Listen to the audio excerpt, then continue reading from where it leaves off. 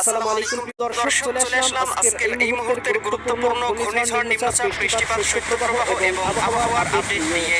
ইতিমধ্যেই দেশের আকাশে প্রবেশ করেছে শক্তিশালী নিম্নচাপ। চট্টগ্রাম, বরিশাল, ঢাকা, ময়মনসিংহ ও সিলেট বিভাগে অতি ভারী বৃষ্টিপাতের পূর্বাভাস জানালো আবহাওয়া দপ্তর। উত্তাল হয়ে উঠেছে বঙ্গোপসাগর। চট্টগ্রাম, কক্সবাজার, মোংলা ও পায়রা সমুদ্র বন্দরগুলোর জন্য ৩ নম্বর সতর্ক সংকেত দেখানো হয়েছে। এদিকে শীতের শুরুতেই আরও একটি ঘূর্ণিঝড় তৈরির আভাস পাচ্ছি। আজ ৫ই নভেম্বর বুধবার এবং আগামীকাল ৬ নভেম্বর বৃহস্পতিবার জানিয়ে দিব কেমন থাকার সম্ভাবনা রয়েছে আগামী ২৪ থেকে ৪৮ ঘন্টা দেশের ৮ বিভাগের ৬৪ জেলার আবহাওয়া পরিস্থিতি। তাই প্রিয় দর্শক, আপনি দেশের কোন জেলা থেকে ভিডিওটি দেখছেন এবং আপনার জেলায় এই মুহূর্তে আবহাওয়ার কেমন অবস্থা রয়েছে কমেন্ট করে আমাদেরকে জানিয়ে দিন। প্রতিদিনের নিত্য নতুন আবহাওয়ার খবর এবং পূর্বাভাস পেতে এই ভিডিওটিতে লাইক দিয়ে চ্যানেলটি সাবস্ক্রাইব করে বেল আইকন অন করে রাখুন। প্রিয় দর্শক, চলে আসলাম এই মুহূর্তের আবহাওয়ার চিত্রে। এখান থেকে আমরা দেখতে পাচ্ছি ইতিমধ্যেই নিম্নচাপটি কিন্তু